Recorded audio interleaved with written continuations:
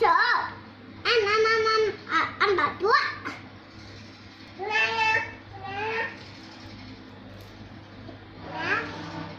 Chạy bong bóng mà.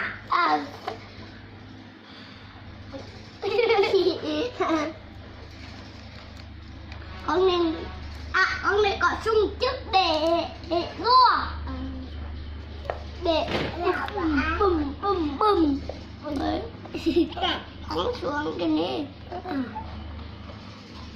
Nhà nó trúng chơi chưa có bóng bóng mà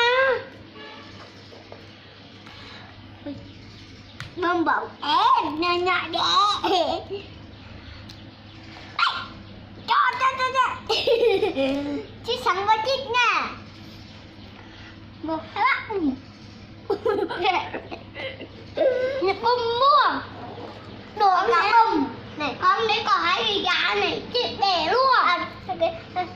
Con bao bỏng đi này để mỏ nếu có cái đầu chai chích để trong cái mỡ trong cái này trong cái nó trong cái này. Bố ơi tao lại có chừng bỏ vô sạch bé. Đâu em? Hai anh là chơi là phải thương em nghe không? Dạ bye bye nghe không Bin? Dạ Dạ bye bye đây bye con. Đúng rồi đấy là khủng long này, khủng long gì đây? Đây là khủng long sừng.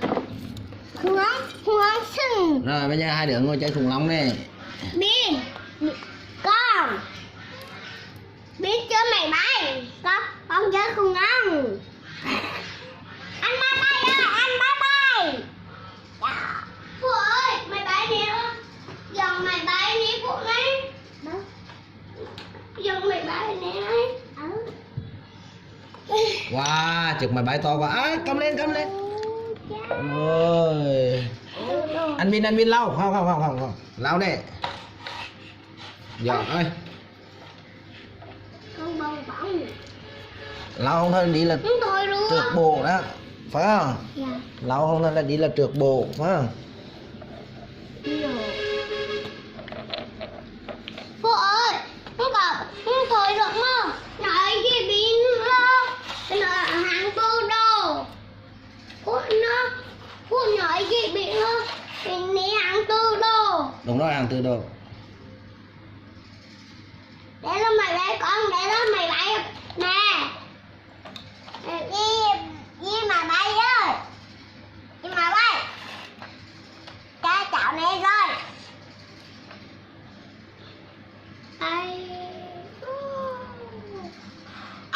Bỏ này con đi ở trong này này rồi đó. Bọn này con cũng lắm trong đi cho thằng hồi được cô á. Bọn này con cũng lắm.